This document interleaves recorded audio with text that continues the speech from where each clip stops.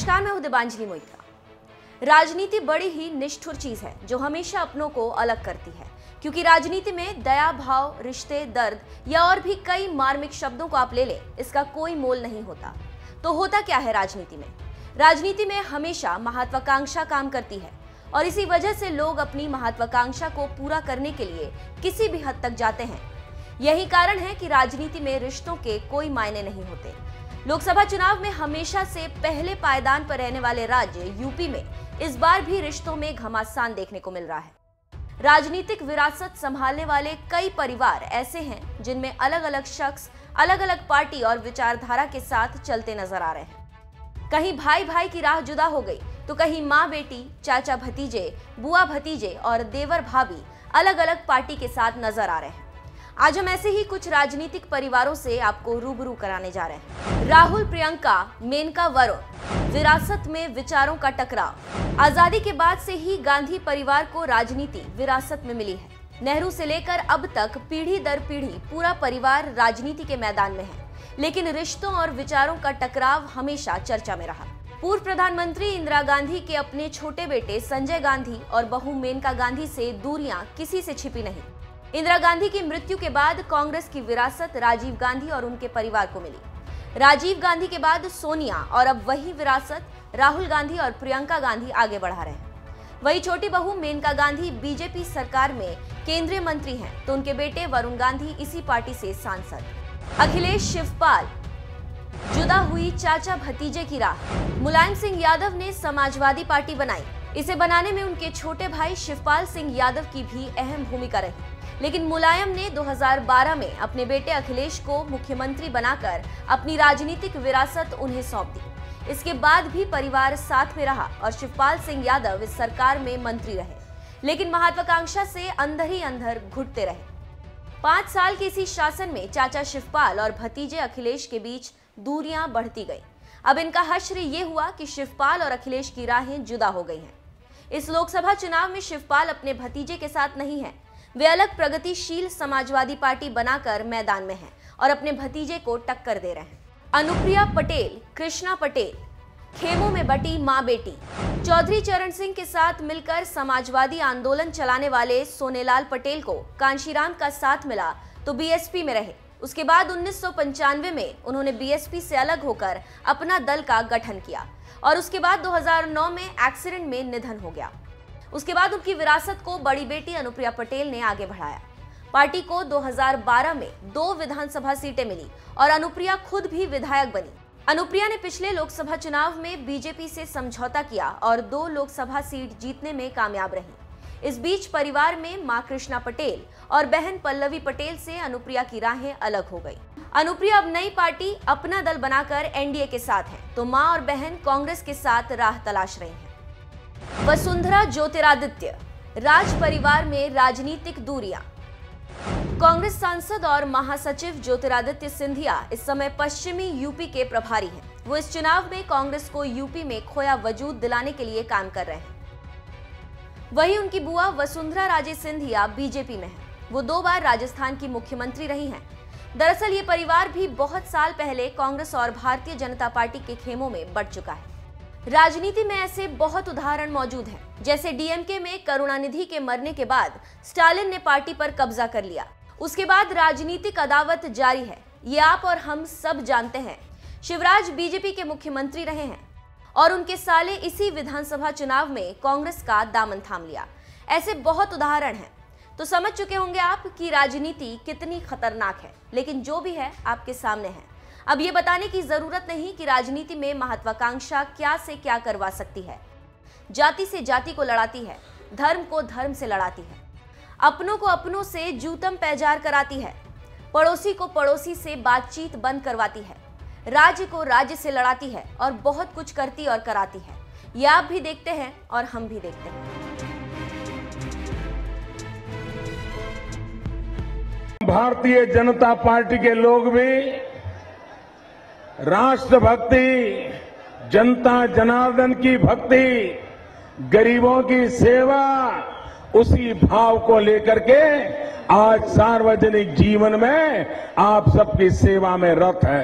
हम लोगों का एक ही मंत्र है, सबका साथ सबका विकास। लेकिन दूसरी तरफ एक ऐसी पार्टी है जिसने आजादी के 70 साल में 60 साल तक खुद ने राज किया है, लेकिन वो पार्टी का मंत्र है उनका परिवार, यही उनका संविधान है।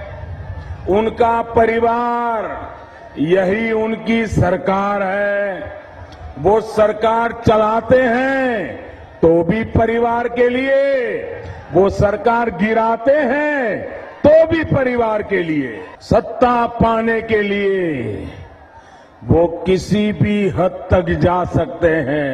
देश तोड़ो, पंथ तोड़ो, जाति तोड़ो, परिवार तोड़ो, बिरादरी तोड़ो, भाई से भाई को लड़ाओ और उनकी कुर्सी बचाओ, यही उनका खेल है।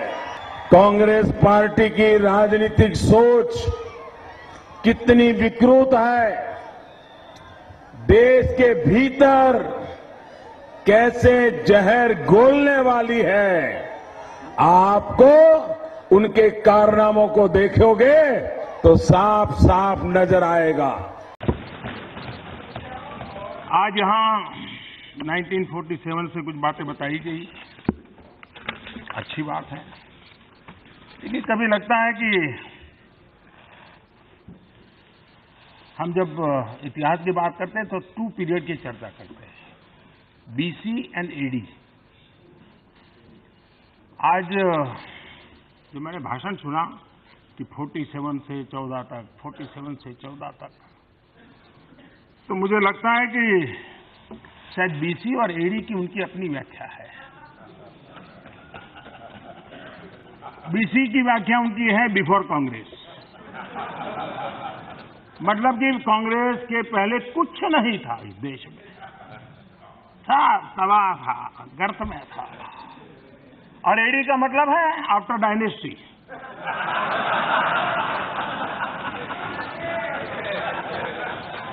यानी जो कुछ भी हुआ तो उन्हीं के बाद हुआ। लेकिन आखिर के किसी काम को कंपैरेटिव देखना ही पड़ता है, और वो बुरा है ऐसा मानने का कोई कारण नहीं। हमने इतना विचलित क्यों होना चाहिए? 4.5 साल पहले क्या होता था और आज क्या है, 4.5 साल में किस प्रकार से हम आगे बढ़े हैं। भारत 4.5 साल में 10वें 11 नंबर की अर्थव्यवस्था से आज 6ठे नंबर पर पहुंच गया। और ये भूलिए मत कि जब 11 नंबर पर पहुंचे थे तब इसी सदन में यहां पर बैठे हुए लोगों ने, जो कि आज वहां भी नहीं दिखते हैं, उन्होंने 11 पर पहुंचने का बड़ा गौरवगान किया था। मैं समझ नहीं पाता हूं जिनको 11 पर पहुंचने में गौरव दिखता था, उनको 6 पर पहुंचने में पीड़ा क्यों, दर्द क्यों? भारतीय जनता पार्टी के लोग भी राष्ट्रभक्ति, जनता जनार्दन की भक्ति, गरीबों की सेवा, उसी भाव को लेकर के आज सार्वजनिक जीवन में आप सबकी सेवा में रत है। हम लोगों का एक ही मंत्र है, सबका साथ सबका विकास। लेकिन दूसरी तरफ एक ऐसी पार्टी है जिसने आजादी के 70 साल में 60 साल तक खुद ने राज किया है, लेकिन वो पार्टी का मंत्र है उनका परिवार, यही उनका संविधान है। उनका परिवार, यही उनकी सरकार है।